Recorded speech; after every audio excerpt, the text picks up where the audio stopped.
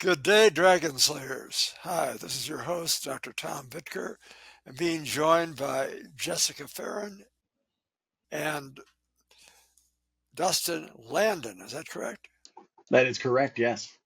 And this is those of you who wish to support this podcast, go buy the book Dragon Slaying, now an Amazon bestseller. Uh, there's no money in this, by the way, I assure you, but I hope to get the message out there. Um, The other thing I'd like to let people know is there's an opportunity to sponsor us if you're so inclined and if you agree with our message. Just send us a note in care of drtom.author@gmail.com.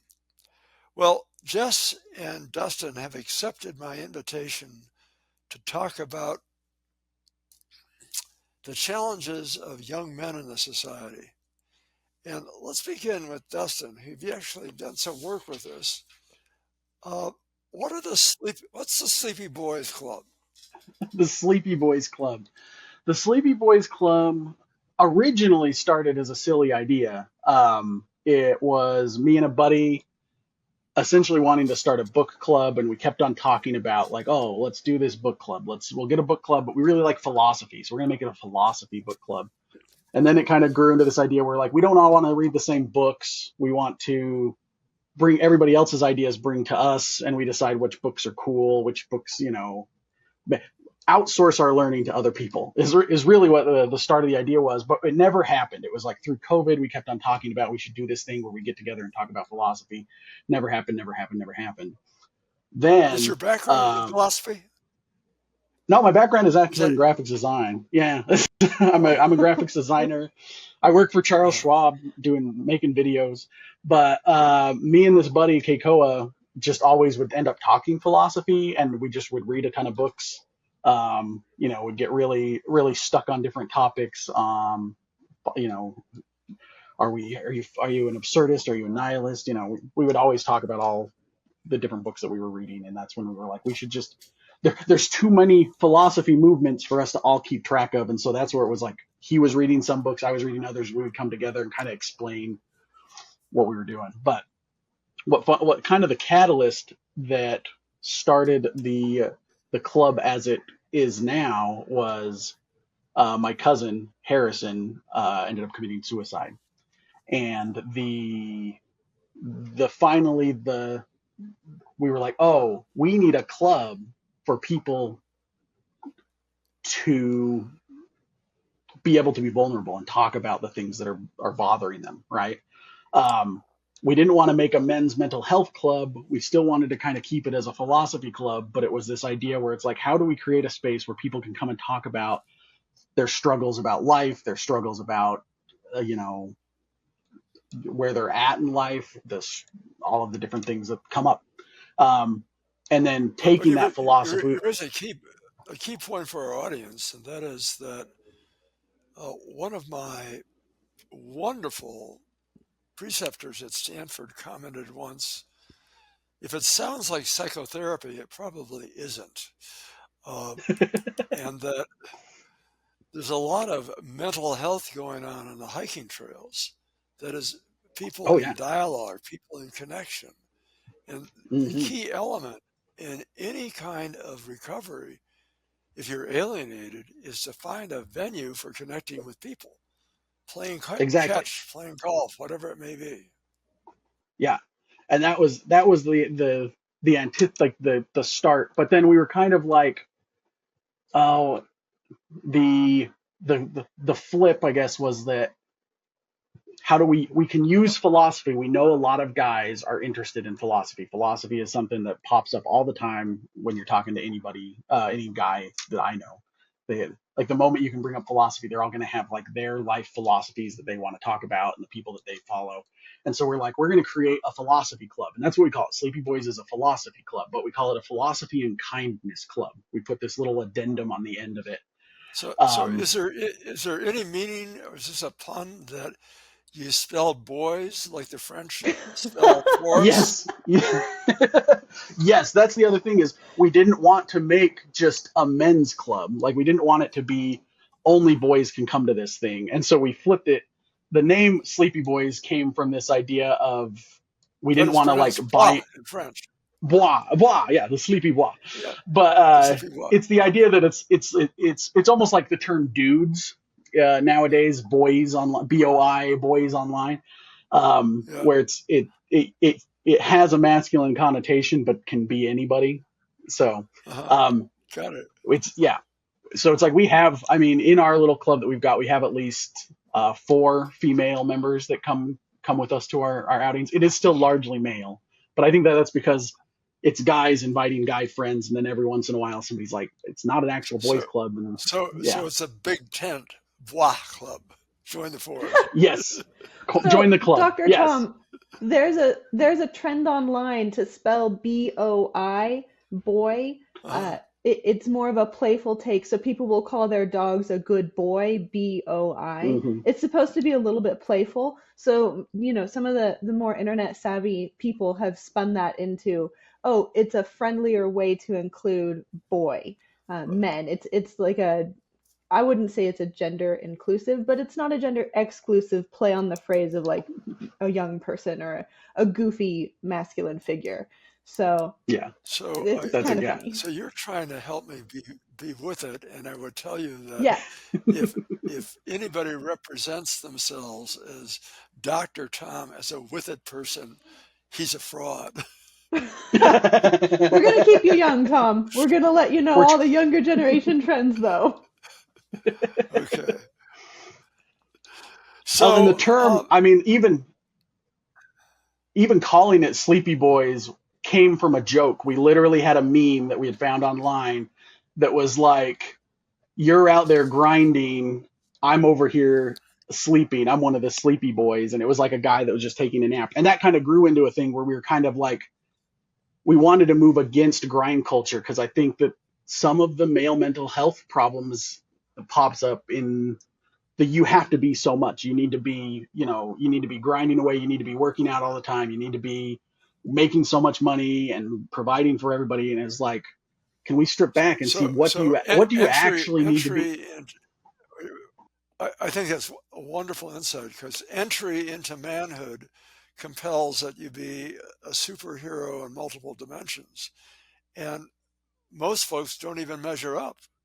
And so the problem is, how do you get people who are aspirational to accept that the path itself is okay? Bagging every peak doesn't happen all the time, and it certainly doesn't happen in an instant. But the quest is what counts. So what I love about what you're saying is that you've made it okay to be inclusive, and you've made it okay to be vulnerable. We still have some rules around it, but yeah, go. Um, the really basic rules where it's like we like put it up front during a conversation. If somebody's hogging the conversation, we can kind of throw some flags where it's like, hey, if you're hogging the conversation, we want to leave enough space for everybody else to talk. Because a lot of times we end up just the basic setup is we go and do something. Like again, when you were talking about bagging all of the peaks and trying to be so much, the whole point is that we go out and try some kind of philosophy. So there's a Zen meditation group here in Salt Lake. That's where I'm based out of. And we went and sat with the Zen meditation group for an hour. And then afterwards, we stayed and sat for about 30 minutes, and everybody talked about what their experience was with that. And then we went and did oh, I'm like, I need to have my notes. I forgot all of the things that we've done. But we did Memento Mori style writing where each one of us wrote our own eulogies. And we actually wrote 2 eulogies. We wrote a eulogy for the life that we would hope people would remember us for when we die. And then we would write the shadow eulogy, like what is our fear that a bad eulogy might be written about us, right? And so we were taking some memento mori practices, we wrote them, and then everybody shared their experiences. What was that like, right? Um, but the whole point is that we try to do a whole bunch of different things. We go out and try all sorts of different philosophical living life advices, and then we get together and talk about it. And did people like it? Did they not like it? Did it call to them? Did it help them feel better? Did it not? Did they struggle with it? Right? Um, and so in the rules are more around the, like, if somebody's hogging a conversation or saying you're stupid because you like this, like, we're going to throw up flags instantly. Like, this is not meant to be a judgment of, like, you know, somebody decided to like something that you didn't like. So we're going to try and create a very vulnerable space where it can be okay to share. I didn't really like that, or I really liked that. And so a lot of our rules are just based. Permit me to interrupt just for a moment for the sake of our audience. I have with me two incredibly charismatic people. And what's special about Jessica and Justin is they add energy to dialogue. And one of the things I hope Jess and I get to is the whole issue of addicted victimhood and how an Mm, addicted victim can simply suck energy from all around them. But you guys add energy to the dialogue. So when you witness somebody like Dustin, I'm sorry, and wow, you're good. we could do a synthesis name. We can call you guys the Dustin, Dustin and Jessica. What you're experiencing is people that are compassionate, that are energized, that are directed toward love and kindness, which is really special. And it's Well, thank you. obvious that you're coming across that way. And another point I would make is friends like these people are, you need to seek people like that out because they have within them a loving, healing quality that if you can associate with them and not suck the energy from them, uh, it can be quite life enhancing. So I am actually honored that we're in this dialogue because you're actually a very special dude. And as we use the word Oh, dude, thank you. uh, it is, I should point out, I really love English. What I should point out to you is that dude is not only a pronoun, it's an interrogative, as in, dude, what the fuck are you doing? I love that. Thank you so much. No. So Well, and I'm I, actually going to yeah, interject here. go for it. I've got a question that I really think is important for Dustin to talk to Dr. Tom and I about.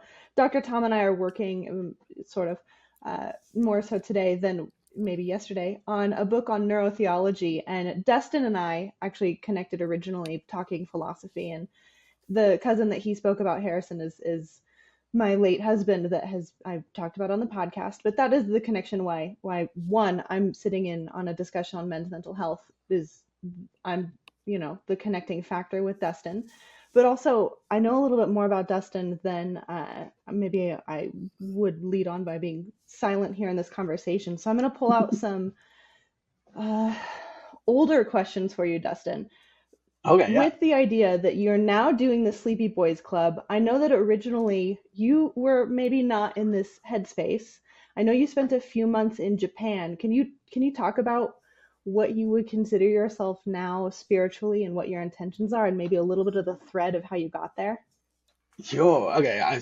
How deep do you want me to go in that? Because when I did go You spend, know, for when I went to Japan, I I would was say go in as deep the, as you're comfortable. okay. At the time when I went to Japan, I was still a member of the LDS Church. I'm Mormon, as you could say. But I definitely was like riding a weird line because at the time I had gotten into some Zen meditation, again, just through a friend in Idaho Falls. And there was just randomly some Zen meditation guy that would come teach Zen meditation in Idaho Falls. And that's where I'm originally from, is Idaho, which is, Idaho Falls is not a big town. So for them to have a Zen meditation in the early 2000s, was lucky for me. And so I started practicing that. It was non-denominational. It was non-deific. Zen is kind of very separated from trying to call any type of God or religion. And so I felt that it sat just fine within my lines of philosophy. And then, There's no rule the, that you can't be a Zen practitioner and a participant in something else. So exactly, you can be yes, Catholic and a Zen master, and it's okay. So you don't have to go to war with what am I? Am I a Zen Buddhist? You don't have to do that. Zen is exactly, Zen. So exactly, it's exactly. it's a consciousness enhancing technique, Yes. strategy, right? Yes. Yes. Okay. And I found it extremely helpful. That was like the one thing for me is like I was always stuck in the back of my head, judging all of my actions. Am I being good enough? Am I doing enough? Am I going to, like that whole methodology that I think a lot of men can understand. Are you checking the That, right boxes? yeah, am I checking the right boxes? Am I being too much? Am I being not enough? Yeah. And then when I sat down and kind of did Zen meditation, it like I wouldn't say it shut off the thinking brain. I never got to like full enlightenment where I shut everything off, like shut the brain off. Like that's not really what they're trying to go at, but that's what I had understood it as back then. But Because you were trying to check the box. Did I I was trying to achieve check the box. Did enlightenment? I achieve Did I exactly? get through it? Did I win Zen Did I meditation? win? Did I win? Yes, exactly.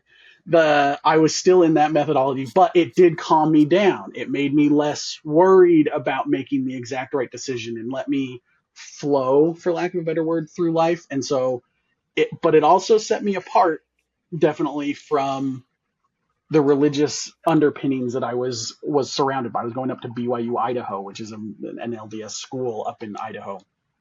So it's like a religious practicing school. Um, and then suddenly I'm not stuck into this. Like I find myself just one tick outside of the norm where everybody's worried about making sure that they check all the boxes, and I'm like, I'm not going to try and check the boxes. I'm just going to live my life, but still try to live my life in accordance to the ideals that I hold at the time, right? In that practice, I had a buddy who is half Japanese. I was working with at Best Buy, and he wanted to go to Japan. And I was living at home while I was going to school because my family lived in Idaho Falls, and Rexburg and Idaho Falls was really close. And so I'm like, I've got some cash. I'll go to Japan. Um, and it was, I wouldn't say that it was like a change of a spiritual perspective because I was already practicing Zen, and there was actually very like, you know, there actually wasn't a whole lot of Buddhism like practicing that we saw in like a lot of the places, but it did shift my perspective in a large way around how people live their lives. Like it gave me another perspective shift. Like I'd already had this little shift, like practicing Zen meditation. And then I go see people living very different than the American life that I was used to. Um, and that shift helped me, just gain even some more perspective of like, I don't have to check these boxes that I've been given because I was born in a rural town in Idaho. There's people living in giant cities in Tokyo that I'm able to have a somewhat of a conversation with that we're actually still human, and the life that we're living is drastically different, but not. I've got I've got a quick question for Dr. Tom here. Dustin's talking about little shifts in mindset, and that's something that you and I have kind of talked about is when you're working on your mental health or when you're working on trying to be a better version of yourself, maybe with the heroic transformation we always talk about. Sometimes those little micro shifts add up to a lot. I know the word micro shift made you think of something. What were you thinking of, Doc? Well, mostly, if you're talking about how do you know you're on the path, there are certain health markers to me that I have to check. Uh, like, am I meditating just ever so briefly? Am I listening to great music? Am I writing? Am I creating? Am I engaging people in a kind way? Uh, and am I working out? Am I taking care of myself? So those are all parts of our identity that once you begin to identify what is me, what are the elements that are me, uh, then you become your authentic self. One of the problems with illness that confronts all of us, and aging in particular, which you guys have no clue about. One I turn of the 40 next weekend. I'm bumping into that. uh, is that as you age, okay, here's a guy, me, that's been a competitive runner, swimmer, tennis player, and on it goes. And as one ages, you have to relinquish the running, hurts my neck. The swimming is still in there, but I can no longer be a freestyle champion because I messed up my shoulder. And the tennis is in the rearview mirror. So you've got to find other elements that fill in those things that still represent a heroic quest. And I can recall once when I had a cycling injury and I fractured my hip, and I looked at myself and said, well, the walk from the bed to the bathroom is almost like the equivalent of running a marathon. So everybody has their challenges. So I would say it's the micro reminders in your life that keep you on track. That is one of the things I like about the idea of prayer. And, I think we touch on this in our book. Prayer is just meditation when you invoke the universal organizing myth of God. I have another Mhm. friend who said, well, if it's a myth, it's a lie. No, it's not a lie. It's just simply unproven. And you have to function. And for those of you you want to catch up on this idea, I'm finding it difficult to believe that in a universe that's been around for about 13.5 billion years, and an Earth that has been around for about 4.5 billion years, and an emergence of animal life that was interrupted 66 million years ago. And evidence indicates that man may be lurking somewhere, evolving maybe 300,000 years ago and then beyond.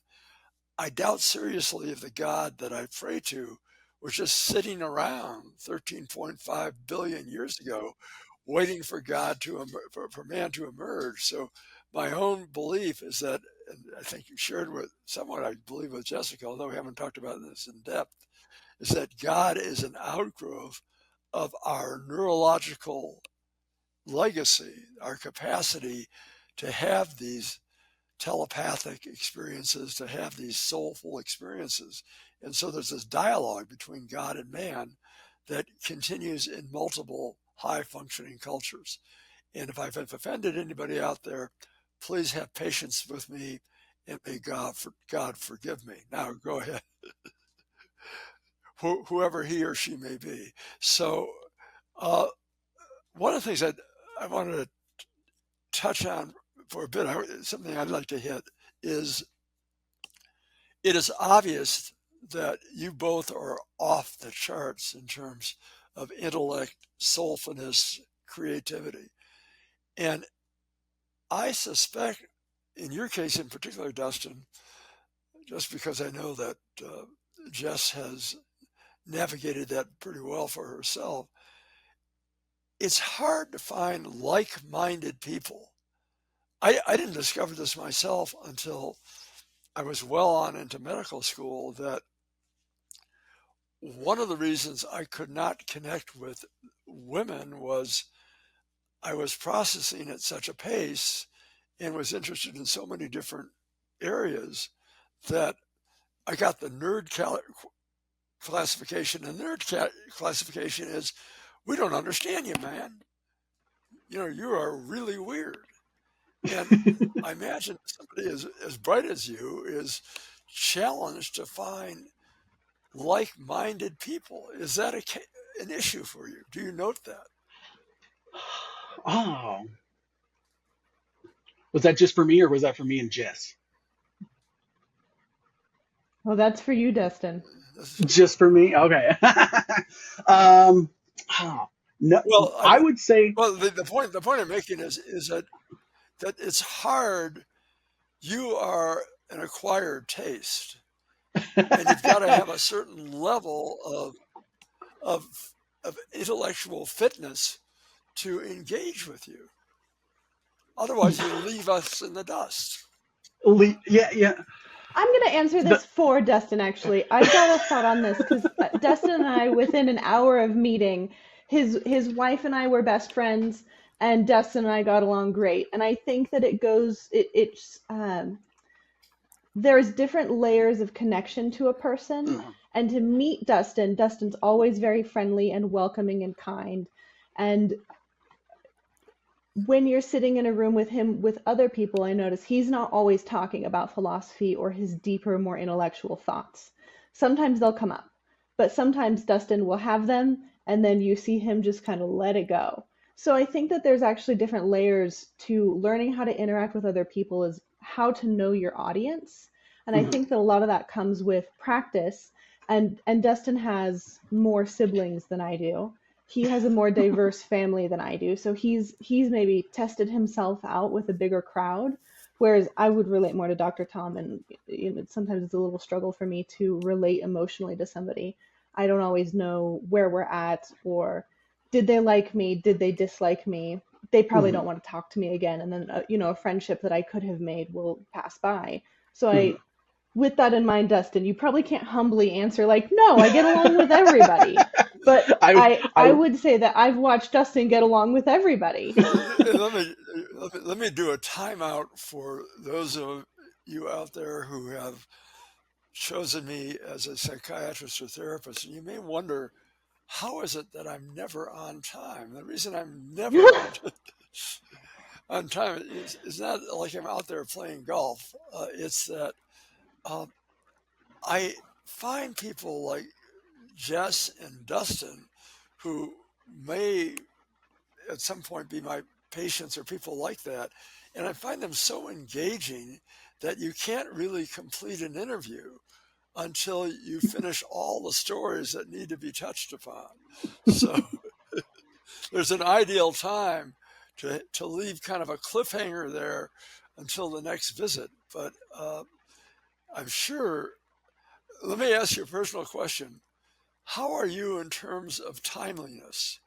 Oh, I'm terrible. I was about to say, as you were saying that, I was like, I know exactly how this goes because I get into conversations with people, and the next thing I know, 2 hours have passed, 3 hours have passed, and I was like, I was supposed to leave and go do a thing an hour and a half ago, and now I'm in trouble because I didn't look at my phone because I was engaged, right?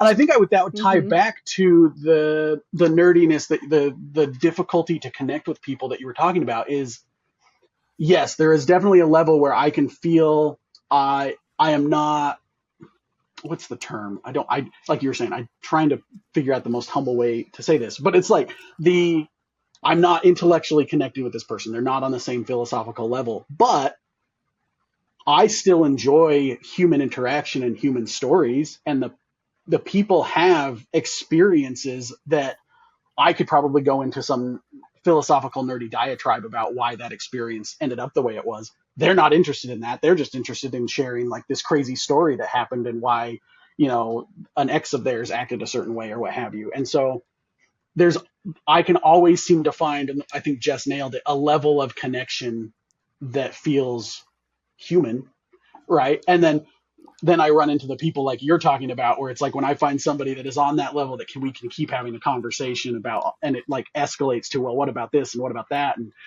the next thing you know, it's been multiple hours. Like it feels like a different connection level, but I don't have the problem um, of feeling ostracized because of that, and I don't know if that is from practice, like Jess was saying.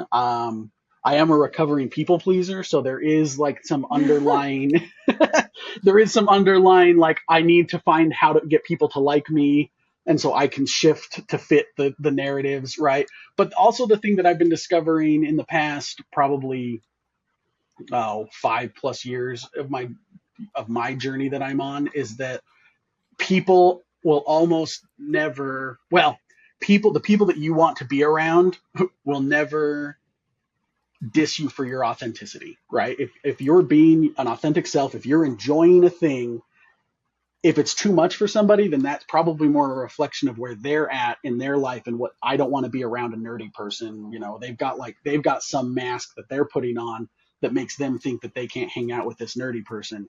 Versus if they've let their guards down and they're vulnerable, they're going to be like, this person loves life. I don't get it, but I'm happy to be around somebody that loves the things that they love. Like passion is uh More interesting than the topic, maybe. yes, exactly. Yeah. And so I find people who are wholly passionate about things that I don't understand, but I still love listening to, like, let's hear what you have to say, right? like, Right.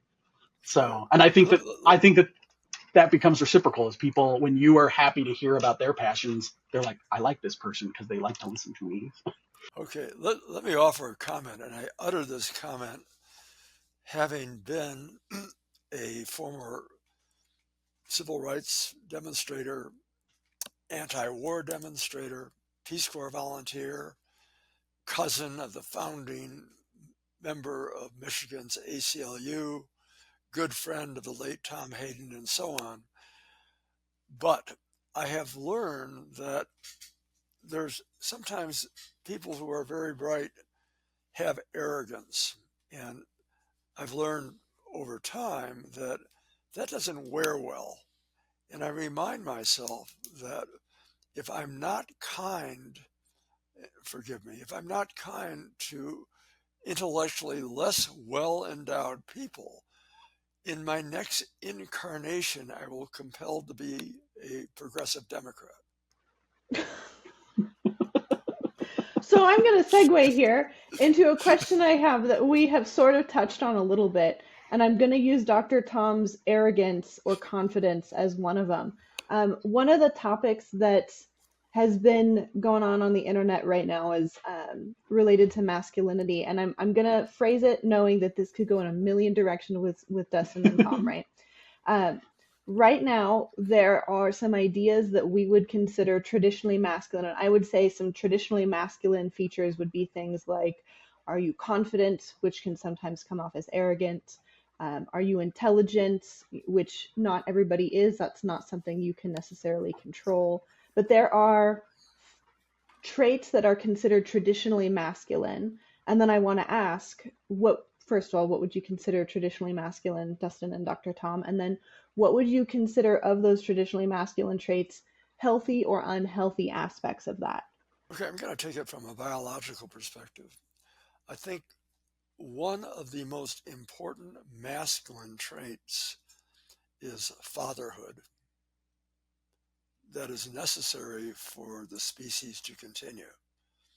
So somebody who is masculine, as to me, as a role model, is somebody that may be physically or intellectually powerful in their own ways, but most importantly are protective, kind, embracing, and care for those who are engaged with them, like their partners, like their children. And if they're talking about children, a masculine person has the capacity to be a positive masculine role model. So a good dad is kind, demonstrates how to live, how to navigate through life, provides a child, son and daughter, skill sets with which to navigate. So for me, from a cultural and from a species perspective, the core value of being masculine is the capacity for parenting and for protecting the troop. If you're looking about that as well, that is, yes, at times we need our power, but our power in behalf of a cause. That's my take. Dustin, what's yours? I can vibe with that. Because yeah, that's a huge, what do you call it? I feel like everything sits for me on a spectrum where it's like, yeah, it's like I don't even think that there's opposites. I don't think that it's like feminine to masculine on a spectrum. It's almost like the, no, it's so hard to describe, but you can hold all of those pieces in you, but like the technical, like the traditional forms of masculinity, this is what's difficult. Is like I think that the traditional forms, if you go back, far enough, there's a book called Sex at Dawn. I don't know if either of you have read that book, but that is informed a good portion of some of my thoughts about like what we call traditional versus how much of this is the society that we're in oppressing and pushing on what is quote unquote masculine and feminine. But if you go back to kind of if you can set yourself into a tribal setting where you can kind of remove a lot of like the societal capitalistic like overbearing ideals, that then I think what Dr. Tom was talking about is where a lot of the traditional masculine comes in. It's like they are they're the the protectors. They were the hunters. They were the ones that were going to be a little more physical to go out. The thing is, in a tribal situation, you need to fill in any gaps. So you also need to be a little flexible, right? It's like you can't be just like this pillar of masculinity without having some of what we would consider like a soft feminine. And I think that there's a level of that in the fatherhood. Like you need to still be nurturing. You still need to be able to like cry with a child if a child's struggling with something, right? Um, and that still can be an aspect of strong masculinity. So um, the yeah, I think that I do like the idea of fatherhood as being the thing, because it's like, are you be able to create a safe space for someone to grow up in? Are you able to create a safe space for someone to fully express themselves? Like that level of protectiveness kind of falls into what I think more of what I think of when I think of masculinity. Um, and again, I think that we can hold inside of us both aspects of that, where it's like you can also have like inside of you, you can have some really masculine traits, but it's like you can bring in some feminine traits. Like I think everybody contains kind of multitudes in that way. Does that? The other thing to add to it is that to consider, and Jess and I in a conversation yesterday were using the metaphor of a dance, but to consider that it's very difficult to totally capture the concept of what it means to be fulfilled masculine without intersecting with the concept of what it means to be fulfilled feminine, Mm-hmm. because they interrelate to one another. So, in the healthiest of systems, the maternal and paternal interact in such a way to be inclusive and embracing of all. And that then blends into leadership. To Mm-hmm. be an effective leader means that you consider not only your own narcissistic needs, but the needs of all that you're responsible for, Mm-hmm. so that you try to speak for and engage the needs of all that may be in your tribe or in your culture. And Mm-hmm. so a true leader taps into what the culture needs. And my own leadership has emerged not because I was personally ambitious for it, I hope, but because those around me felt that it was important that I take on that role, because I was best able to integrate and advance the needs of my group. So, Mm-hmm. those of you out there who hold personal ambition, ask yourself, is that ambition in behalf of yourself or in behalf of a cause or a purpose? It wears much better if it's in behalf of a cause or a purpose. Mm-hmm. You know, there are I very like that a few lot. leaders that have a staying power that simply say, "Oh, please don't take my picture." No, I like that a lot, because I mean, if I wanted to loop it back to what we're doing with Sleepy Boys, we called it a philosophy and kindness club, because we were like, what's the point of any of this philosophy if you don't have a kindness? And I think that that goes kind of with masculinity. What's the point of being the strong masculine type if you're not willing to care for those that can't, right? If you're not willing to create a safe space, you need that. What's the point of being a leader if you're not willing to have kindness for the people that need you to be a leader? Um, so I like that take.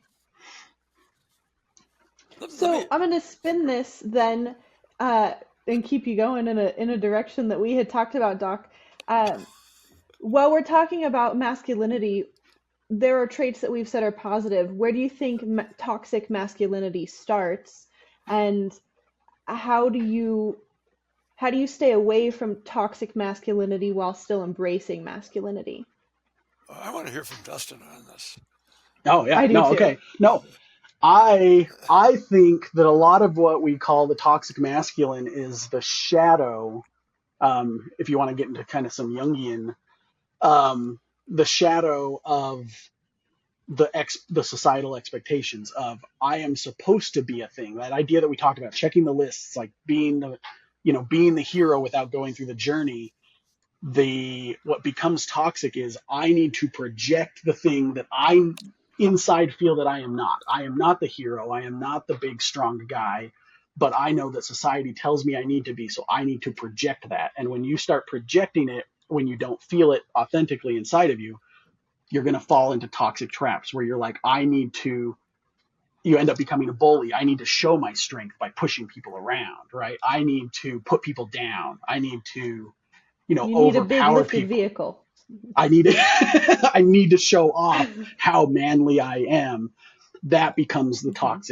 the toxic is and that's where you start belittling women, partially because you fear the femininity inside of yourself. I can't be seen as being empathetic and kind. That's a woman trait. I need to belittle anything that makes me feel that way.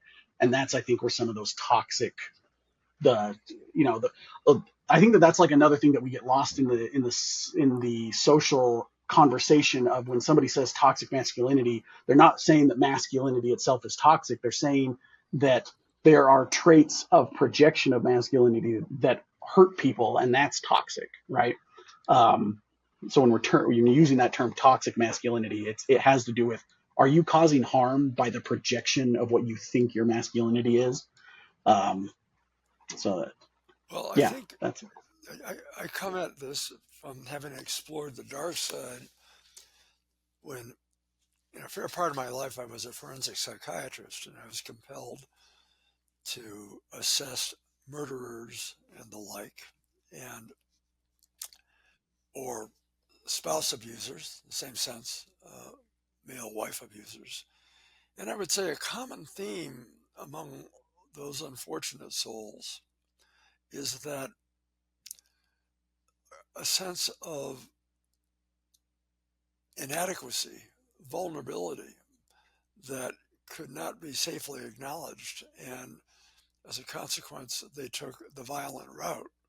And I guess kind of a litmus test for yourself is to note the distinction between someone who's being feared or somebody who's being respected. A lot of people leverage on their fear, and it actually gets into how organizations are managed. That is, a healthy organization, the leadership in the organization leads by engagement with the people that are working with them. It's a collaborative approach. So that leadership becomes a dialogue, if best, between teacher and student, if you will, rather than leadership by bullying. You do it because I told you so. Uh, so the power coercive model is only good, as B.F. Skinner would point out, uh, only as good as and he's using the model of how do you keep sheep in a sheep, in a sheep corral or sheep meadow. You can either use an electrified fence or you reinforce the notion of staying in the meadow. Uh, and the same thing involves involvement in teams. We can have our own electrified fence to represent our boundaries, or we can make the attraction so compelling that people wish to be with us and follow us. I love that you brought up fear. I think that that is maybe how do I put this? Like the problem is it has become like the main motivator for men, and we can kind of slip into like the male loneliness conversation as well. But I think that fear, like that you were talking about as a leader, if you have a fear that somebody questions your decision, the only reason you would react in anger towards that person questioning your decision, if they did it in honesty and authenticity, that is the fear that you're going to lose power somehow by them questioning you, and so you have to like crank down on it. And I think that same idea of fear is kind of instilled in our society today to a lot of men, where like that I'm going to lose something by being kind. I'm going to lose some kind of autonomy. I'm going to lose my ability to do something. There's so much fear wrapped up in the idea of like like, letting yourself be a little softer, letting yourself be seen like the way that you actually want to feel, letting yourself be seen crying, letting yourself be seen feeling your feelings, that somehow you're scared that that's going to be a judgment on you. And so I need to react even harsher, right? So I love that you brought up fear. Let me touch on one other element which I think is really important in terms of looking at the creative interaction of people.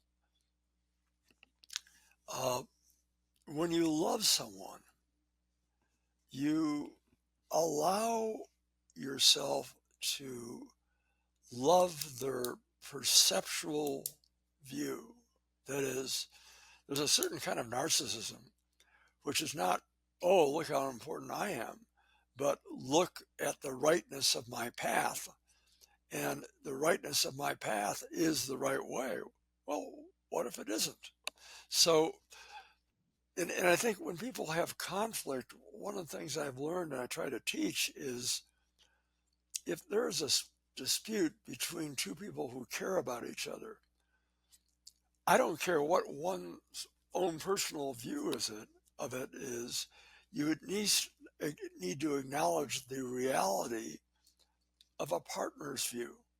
So Jess, for example, Jess and I are in a dialogue, and Jess says, Doc, I don't see it that way. I can either continue to argue about my position, or I can say, hey, Jess, tell me more about how you perceive it or how you perceive what I'm doing in this. And let's see if I can address it and own it as something that needs to be responded to. For example, if somebody says, the way you speak scares the hell out of me. Well, I don't mean to scare the hell out of you, but tell me what it is about what I'm saying that's intimidating so we can get back to some real dialogue. Mm-hmm. I That think makes me think of a question I have for both of you. When with the idea of male loneliness and a male loneliness epidemic, Dr. Tom and I have discussed that a lot of that is a response to women no longer wanting to be in scenarios where they are not safe and authentic to themselves. And sometimes that's a reaction where they don't want to be around men that they don't trust, which is a man you don't know. For most women, statistically very supported that women are often subjected to violence by men, not exclusively and not all men, obviously, but it does bring up the point of with the male loneliness epidemic, do you think that there's a sense of ownership or responsibility that men should have of, I have to be someone that people feel safe around? And then the other aspect would be, if you don't know how to talk to a woman, does that mean it is something you need to research and hide away from? Or is that something that you should take a risk and you should talk to a woman, and when they give you feedback, you should feel confident that you could adjust? I can segue. I feel like this segues perfectly from what Dr. Tom was just saying, is that the fear, what he was talking about is like the fear of like, if he's getting criticized on the way that he's talking about somebody, the way to like Mm-hmm. Mm-hmm. counteract that fear was curiosity. And that's like a key thing that's helped me in my growth I is love like, that. if I'm ever scared of something, the way that I can counteract that is curiosity. And that's exactly what you did, Dr. Tom. You're like, oh, I didn't mean to say something in a scary way. Instead of the fear of me being too much and hurting somebody, you took that criticism with curiosity. Why am I being scared? What is it about the way that I'm talking that is scaring you? What about it is about me? What am I, taking some internal look? Like, is there something, am I being oppressive? Is there something that I need to like, am I being attacking, or is my core of me actually full and just trying to share something, right? So it's like, but that's all curiosity, digging into why did somebody respond with fear to this situation. And that with the male loneliness thing, I think that's the same thing, where if you can take the curiosity of like, I am scared talking to women, right? I am scared to approach women. Why is that? What inside of me is, is giving me that fear. Like, are they going to think I'm a creep? Like, these are the ones that I've gone through in my head in my past, is, they think I'm going to be a creep. Like, if I walk up to a woman and say, like, I really like your outfit, they're going to think that I am like dressing them down, like those are the thoughts that are in my head. But I have the curiosity to be like, is that really be me being a creep? If I genuinely like think that they're wearing a really cool shirt, or like their shoes are awesome, or the way that they do their hair is cool, if I can present a genuine uh, compliment, I think it will be taken generally okay. If it doesn't, again, be curiosity. If it didn't land and they thought it was weird, I can be curious about, oh, I wonder why they thought that was. It's pretty easy. Like, they've probably had bad experiences with men in the past and probably think that I'm just trying to hit on them and trying to get something. This is the other flip that I think that a lot of men, um, especially in the male loneliness thing, could attach some curiosity to. It's like, can you give a compliment or talk to a woman without it having to be like the possibility of a relationship or sex down the line? I think that that's the other like loop that a lot of men get stuck in, is like, I can't have a relationship with a woman unless it's a possible like sexual social relationship down the line, right? But Because I think that I've seen had a lot of women friends get really hurt when they thought they had a man friend, but the moment that they put like the friend zone kind of situation up, that person disappears, and it's like, oh, they were only interested in me for a relationship or for sex. Physically. They didn't. Yeah, There was a physical aspect. They didn't actually care what was on the inside. exactly. Yeah. for me to respond to your question, Jess, I think it's multi-layered. One layer that I think is still very real is that, and I get this a lot from my younger male patients, younger than me. It's easy to do. Uh, and it's that things have been so weaponized in the workplace in terms of the issue of sex, gender, and everything else, that it makes it virtually impossible to safely approach somebody in the workplace, lest one is being accused of harassment. Uh, there's a lot of permissive things going on. And then I think the next issue is, suppose you are able to engage someone enough to meet. How do you engage a woman in a genuine way that allows her to feel safe? And my counsel is transparency. That is, if you're genuine and you want to connect, I think it's fair to acknowledge that this is not an easy dialogue. That first meeting for coffee, for example. Uh, Thank you for trusting me enough to join me in this. And I suspect you have your own sense of vulnerability, and I do too. But I would like to know more about you, and just begin there and see what happens. But mostly, the courtship process is a learning experience. Hmm. We learn about each other. We learn about our shared interests. We learn about the issue of safety, and we can go on from there. But the issue in the workplace troubles me terribly, because it's almost as if, hey, I notice we connect on a number of levels, and in no way do I want this to be perceived as a coercive demand, but would you ever be interested in meeting outside here for coffee? I would say that the workplace is one not the best way to meet people, because there is always a Not power just so, dynamic. but what if people But spend all their time all in the so workplace? so I come from public accounting, where public accountants tend to only date and marry public accountants, because you work 80 hours a week in the office together, and that's the only people you get to meet, the only people you get to know. I've been to a wedding this year for public accountants. There's going to be one next year. That's the whole circle. So it's a very realistic problem. How do you meet people in the workplace if you are, let's say, a doctor, and the only people you spend time with are medical professionals? There's a couple factors in there with that. Yeah, I always say I'd like to examine you. Yeah, that's probably not the best way to start. I think that there's a couple of things. One, if you're in the workplace and you are trying to seek out a friendship or trying to build a relationship, most women, and I do genuinely mean most women, uh, will not date someone that they feel unsafe with. And a Right. lot of women will only date people they're already friends with. Some women don't want to do that, and that's an excuse because they're not attracted to that person or they don't think that they're compatible. But I would say that if you're in a workplace, one, it's actually very hard to get fired for harassing someone at work. You have to be really persistent. You have to be really obvious. And when they say, hey, please stop doing this, you have to keep going.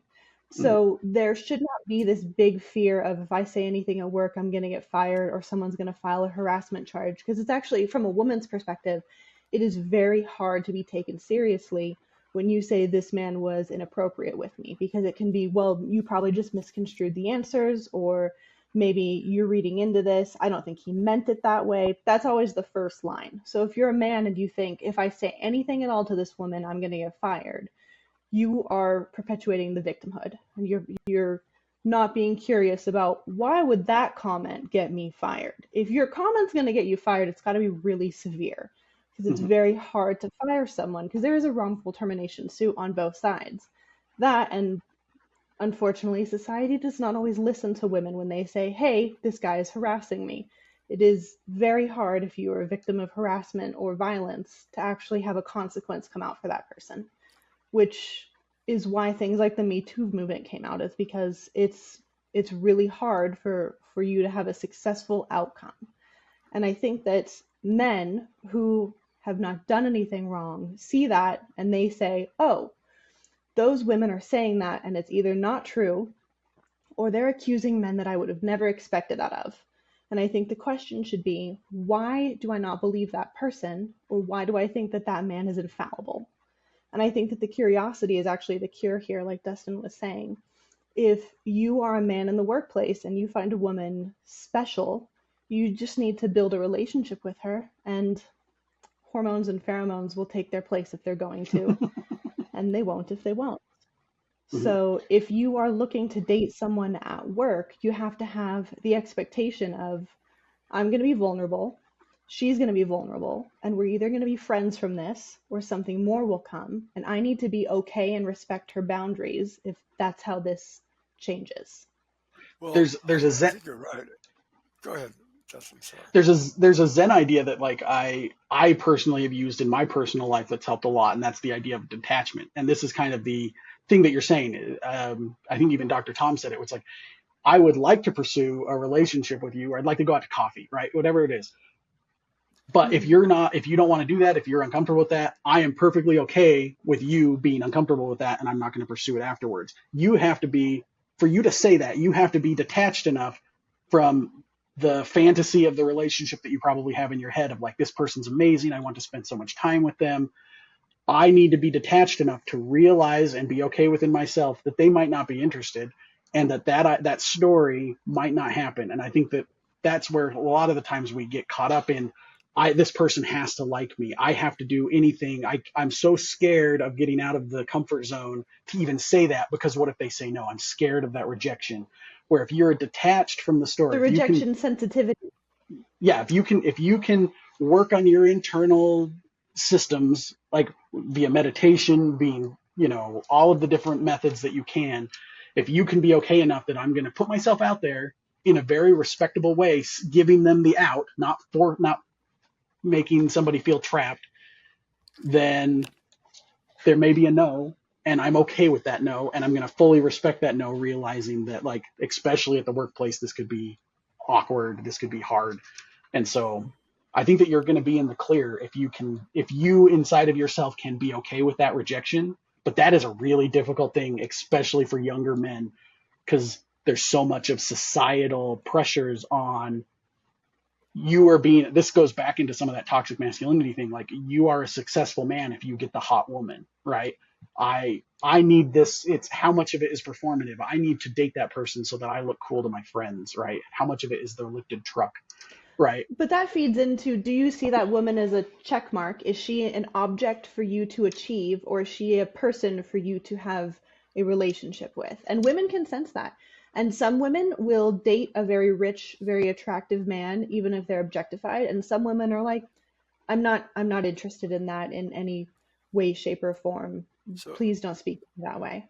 back to the workplace or the school or the institutional setting, whatever it may be, I Hmm. think we need to make a distinction between a bid from a transactional basis and a power coercive move. Mm-hmm. A Hmm. bid is what friends may do, like Dustin, when you're in the neighborhood, let's take a hike together or something.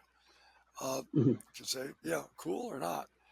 A power coercive move is far more creepier, and you could already sense that. I think it would be safe to say in a workplace, if you knew that somebody, if you had a sense that somebody was unattached and you yourself were unattached, to say, I know we connect on a number of levels, and uh, how would you feel about meeting for coffee sometime? Would that be okay? And Hmm. you can either, if it's appropriate, you know that the woman will either light up and say, sure, I'd be delighted to, or I need to think about that, which would be no. Yeah. And you need Yeah, to be and able to that's the take the part. no. Yeah. You have to give them an out. And I think that that's a social skill that I think some people don't have and they have to work on. Is if someone says, I'm thinking of, someone who might be on the spectrum, which a lot of people might be undiagnosed and on the spectrum. If Dr. Tom says, "Hey, Jess, I really think that you're beautiful and I want to go to coffee this afternoon. Can you go and do that with me?" And I say, well, coffee doesn't really work for me this afternoon. I'm not sure that's going to work. The follow-up question isn't, oh, what about tomorrow? The follow-up question would be, oh, well, if something changes, let me know. And I think that that's a social skill that some people maybe have not seen modeled in a healthy way. But also, some women are maybe not so good with being direct with their intentions. I think that I'm not going to call it toxically feminine, but I think we could find some allegory or some comparison there. Being coy is sometimes a really cute trait, and people really like that. It makes it very difficult for people to read and understand your intentions. So if you're at the beginning of a relationship, being coy is not helpful for anybody. It doesn't teach that person boundaries and it doesn't enforce your boundaries. Hmm. And you, from the man side of things, not to like make it too gendered, but like you can say that you're like, I'm trying to think of a better way to say it, like a good way to say it, but it's like, if you're being fully transparent, I'd like to be fully transparent. Like, this is what I'm, interested in. Let me please be transparent with me if you're not interested, right? It's like, again, giving them an out, but also asking for the full transparency. At that point, you're not playing coy, right? It's like, if you ask for full transparency, if you're not interested, and you're playing coy, or if you say I'm not interested, then like, it's, Yeah, if you go into a scenario and you are respectful and you have genuine intentions, most women will be kind back to you. And I think when men are going through that questioning phase, and not just men, maybe it's a woman asking a man out, maybe it's two women or two men together. However, whatever side of the yin and yang you're part of in this scenario, if you're asking somebody on a date or to develop a relationship with them, you have to keep in mind, if you're genuine and they're genuine, it'll be a great relationship. If you're genuine and they're not genuine back, it's their loss, not yours. Well, the other thing I'd like to offer is that if you're on the receiving end of such a bid, either men or women, be compassionate toward the bidder. That is, understand it takes some courage, some vulnerability to say, you know, I, I'm delighted with your sense of humor. And I think we can connect. Would you be interested in coffee some point? And if you're receiving that and you're genuinely interested, but you are otherwise occupied at that particular time, you can respond appropriately. Not today, but boy, I really would like to meet you. Uh, we'll figure some other time out. Why don't we get back together tomorrow, and I'll let you know what my schedule looks like, and then I'll check with all my other boyfriends. I would say what Dustin and Dr. Tom are discussing here is uh, some women, a lot of women, and I have one in mind that I'm thinking of right now, want a man who is assertive. And assertiveness could be considered a very traditionally masculine trait. Assertive men get promotions. Assertive men get that project at work. Assertive men get that girl to say yes when they're being asked out. There's a difference between assertive and aggressive. And if you're not positive where that line is, maybe explore what is the difference between assertive and aggressive from someone else's perspective. If I'm acting a certain way, does my assertiveness come off as aggressive and forceful, or does my assertiveness come off as confident and accepting of whatever the outcome is? Because I think that Mhm. women who haven't want an assertive man, they want him to ask. So there is a lot of pressure on that man to, get up the courage and ask them out or plan the date or put in the effort. And if a man Mhm. is willing to put in the effort, you have to do the job of, oh, did he come off as aggressive because he's nervous? Did he come off as aggressive because I shouldn't go out with him and he's actually an asshole?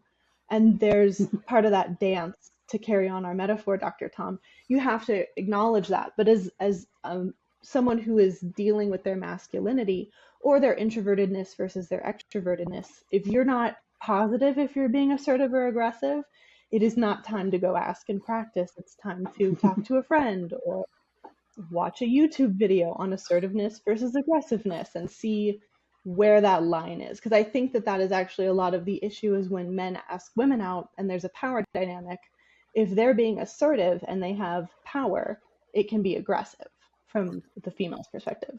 Okay, Jess and Dustin, I thank you so much for sharing your time, and for our audience out there. I think this is approaching the longest podcast uh, we've ever Uh, I had recorded. a feeling it I- would. yeah, I was about to say I could probably go for another hour, but we do, yeah. I don't know if our audience would. At any rate, I would be delighted, Dustin, and obviously, Jess, you know that if we can continue this at another time, uh, Absolutely. and those of you in the audience that have some questions to our participants, please feel to send those questions once again to drtom.author@gmail.